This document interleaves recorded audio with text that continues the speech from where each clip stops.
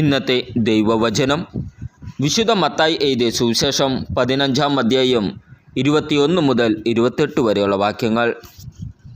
യേശു അവിടെ നിന്ന് പുറപ്പെട്ട് ഡൈർ, സീദോൻ എന്നീ പ്രദേശങ്ങളിലെത്തി. അപ്പോൾ ആ പ്രദേശത്ത് നിന്ന് ഒരു കാനാൻകാരി വന്ന് കരഞ്ഞപേക്ഷിച്ചു, കർത്താവേ, ദാവീദിൻ്റെ പുത്ര, എന്നിൽ കനിയണമേ. എൻ്റെ മകളെ പിശാച് ക്രൂരമായി ബാധിച്ചിരിക്കുന്നു. എന്നാൽ അവൻ ഒരു വാക്കുപോലും ഉത്തരം പറഞ്ഞില്ല.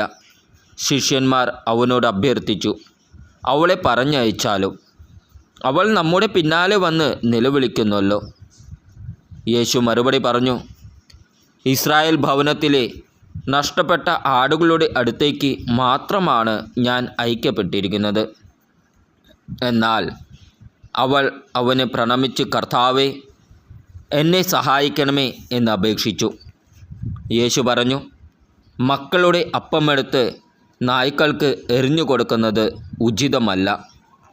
അവൾ പറഞ്ഞു, അതേ കർത്താവേ, നായ്ക്കളും യജമാനന്മാരുടെ മേശയിൽ നിന്ന് വീഴുന്ന അപ്പക്കഷ്ണങ്ങൾ തിന്നുന്നുണ്ടല്ലോ. യേശു പറഞ്ഞു, സ്ത്രീയെ, നിൻ്റെ വിശ്വാസം വലുതാണ്.